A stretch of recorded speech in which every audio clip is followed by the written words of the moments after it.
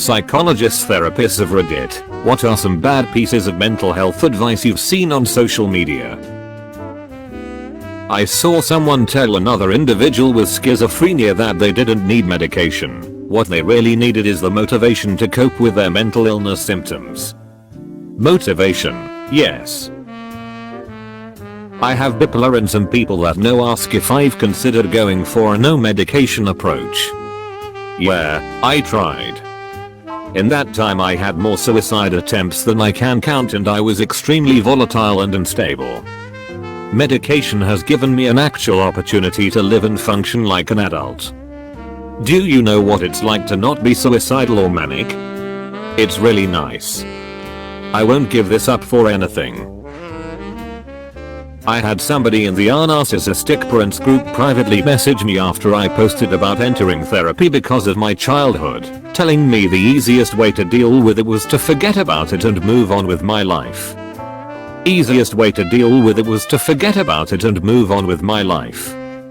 If life was this easy, therapy wouldn't be a thing. What a shitty thing to say to someone. In my day kids didn't have these so-called mental health issues. Get over it. That's because in the good old days, affected persons fell through the cracks and committed suicide, became homeless and vanished, or were locked up away from society until they died. So what you're seeing is survivorship bias. Seriously.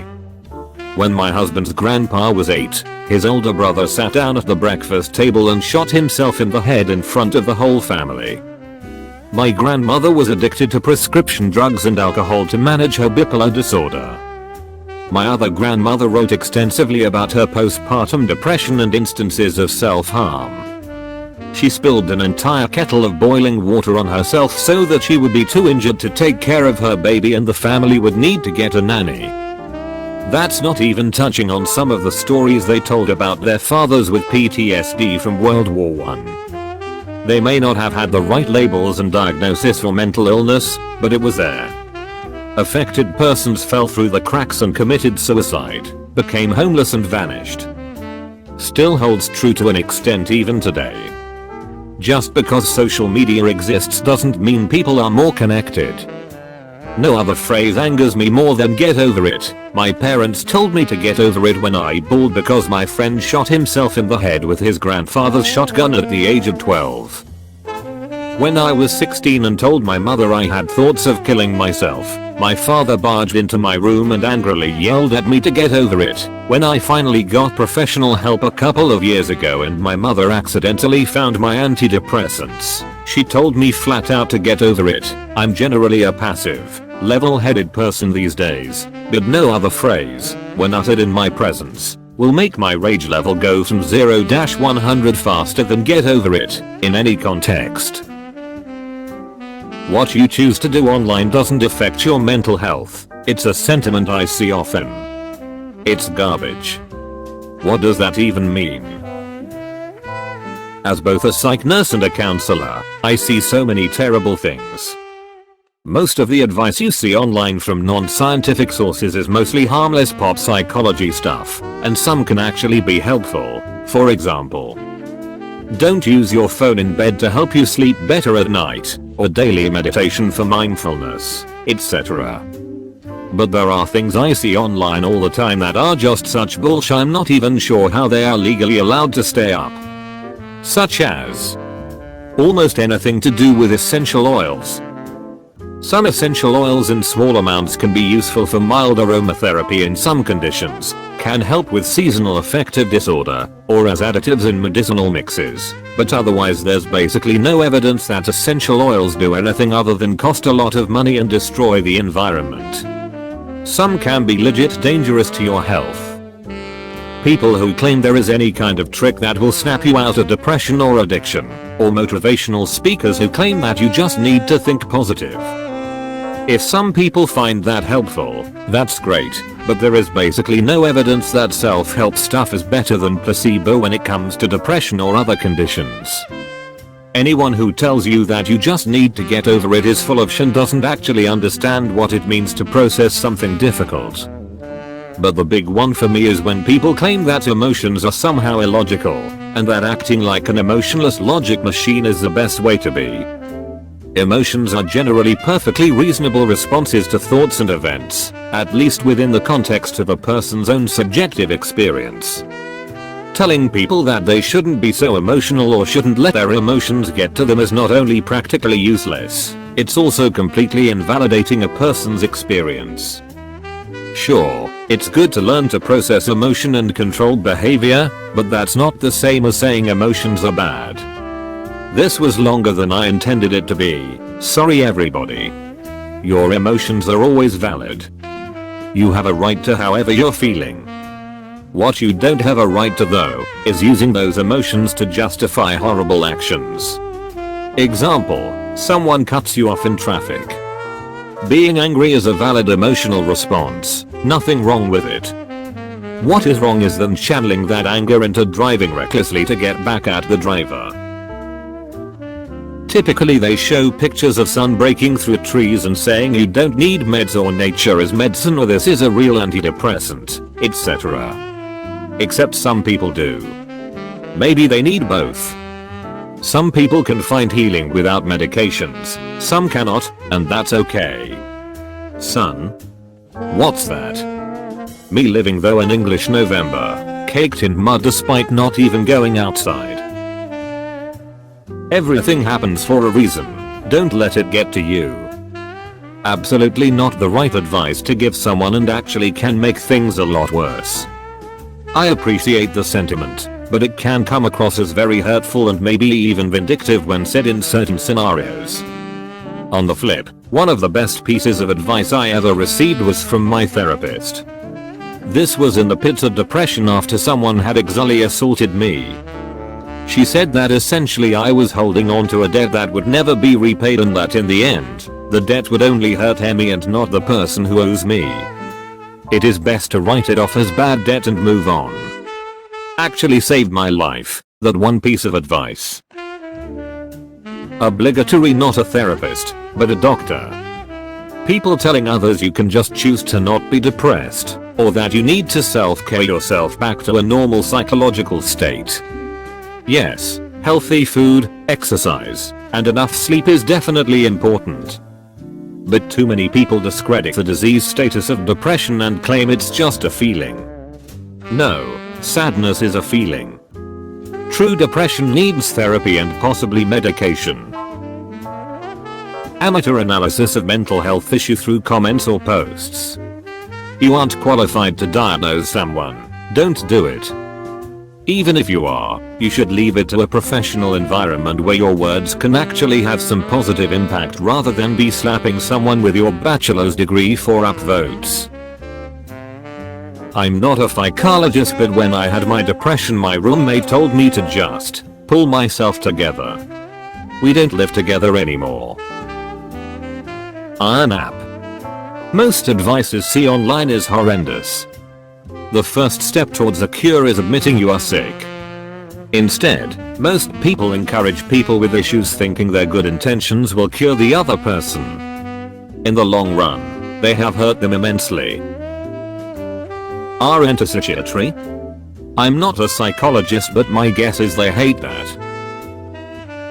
You are wasting 1/3 of your life sleeping, not just bullshit but a recipe for madness and death. Not a therapist, but someone told me to just don't cut yourself, it'll make you look ugly. I always see people post depressed quotes and things like 2020 made me realize who was there for and who asked.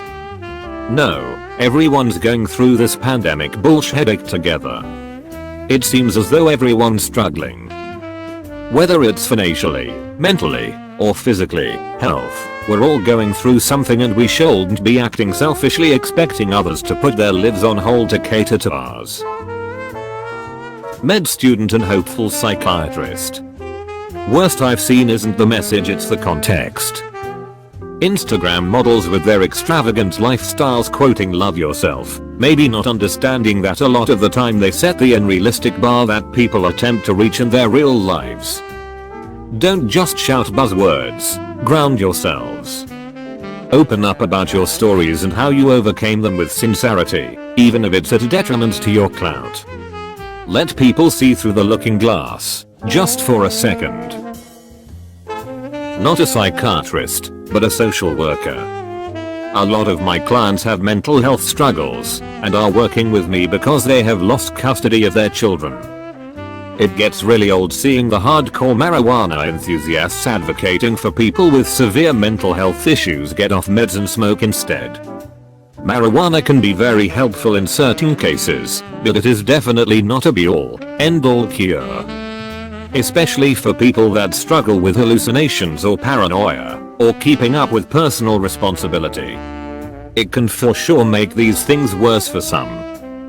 I'm glad that my state legalized, but it's frustrating to see a client making good progress on getting stability and make steps to progress their life, and then get convinced by someone with no medical background to stop taking the meds that are helping them in favor of just being stoned all day.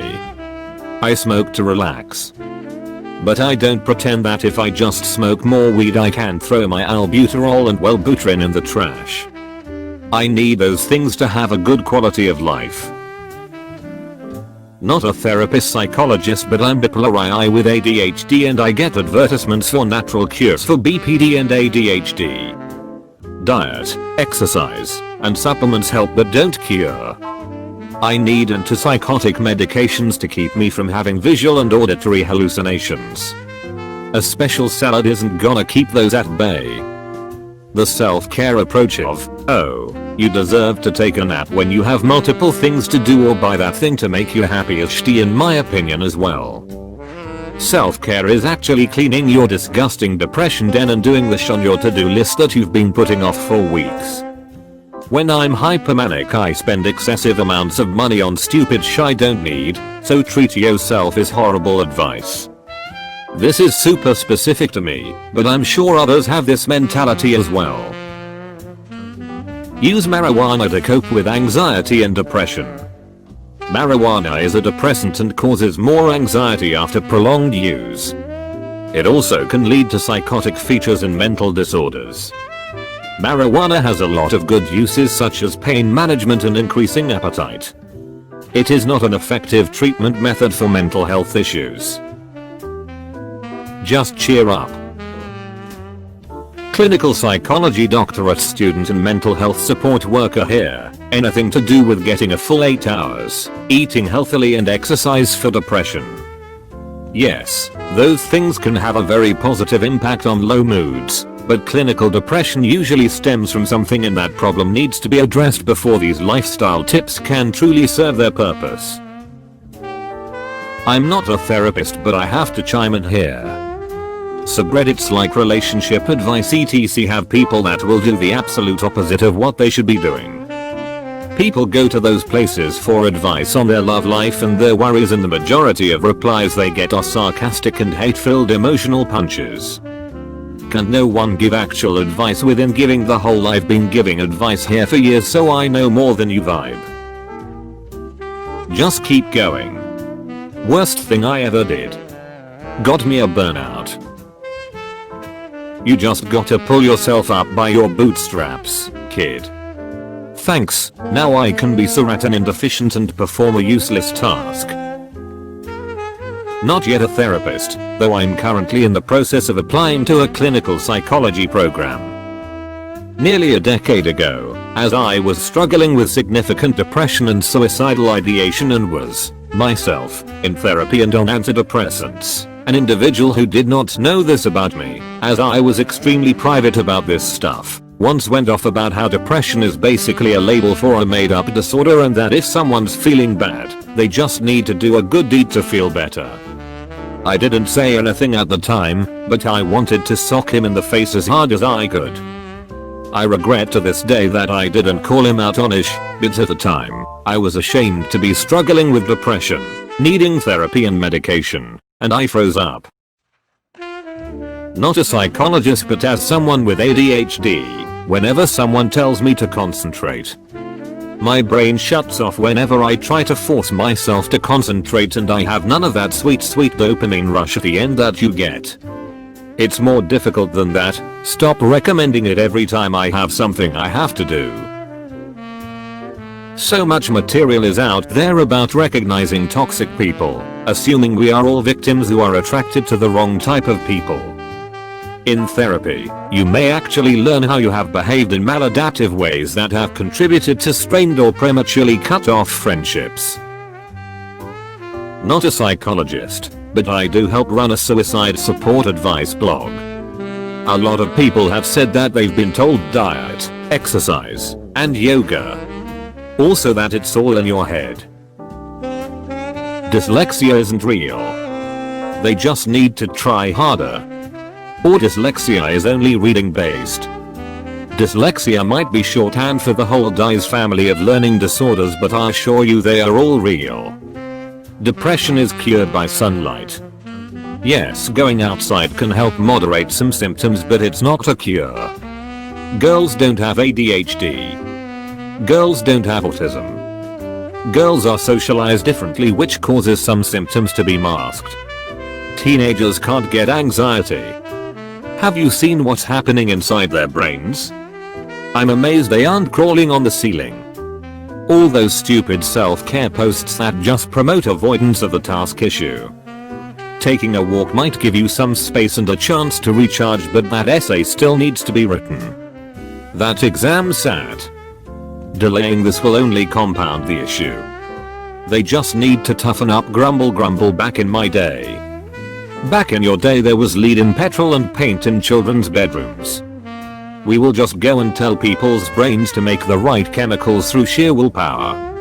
My child is on the spectrum and that makes them special.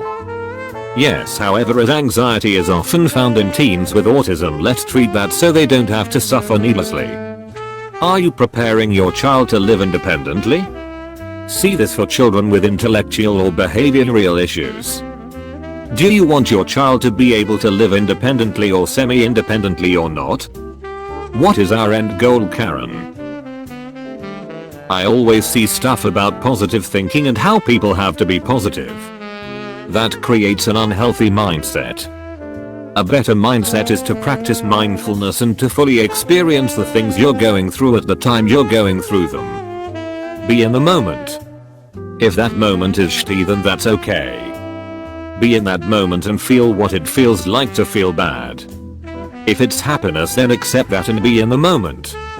What you don't want to do is focus on something in the future or past and feel bad feelings about that. But you also don't want to focus on the past or future and feel good feelings. That's not going to help you. Focus on yourself in the moment. Not a therapist, but someone told me, stop being a whiny bee. It made me sick that you always told me that you're hungry but doesn't know if you want to eat every time. Then months later he said, people who committed suicide are selfish. They don't think about the impact of people around them after they done that. From that time I decided to save money for therapist. Not a therapist or anything, but it's always kind of bugged me when people say it will get better to people who are depressed or suicidal. When I was in college, my mom passed away. A couple months later, my honors program required us to do group projects to help the community or something. I ended up in a group that chose to help organize a suicide awareness walk on campus. It was really a strange and ironic sort of feeling, as I was working with this group to organize an event about suicide, and also attending the walk, while feeling depressed and almost suicidal myself. And one thing that stood out to me was how many people and signs would say things like don't give up. Things will get better. I know that logically, this makes sense to a lot of people. Suicide is obviously not good, and if you stick around then there is a chance for your life to improve. But those words just come across as so empty to someone who is actually suicidal. It's hard to believe that things will get better when you are that depressed or traumatized. And mental illnesses like depression don't usually just go away, either, or they might get better for a short time before returning again. So sometimes things don't just get better. I don't really know what the right words to say to a suicidal person are, but it will get better really doesn't mean all that much to someone in that frame of mind. Denial of confirmation bias. It's everywhere. Lately there's been an increase in social media posts telling people that self-care involves cancelling plans, eating junk food, not leaving the couch all day, and buying whatever you want. These are things that you shouldn't feel guilty about doing in moderation, but when done often can definitely worsen depression and anxiety. Self-care is all about finding a balance between loving yourself and treating yourself well and pushing yourself to be your best. That means things like eating healthy, exercising regularly, socializing with loved ones, and generally pushing yourself out of your comfort zone often are just as important as treating yourself and having quiet, restful days. End your life and you'll find peace. Thank you for watching. Don't forget to like, subscribe and leave a comment.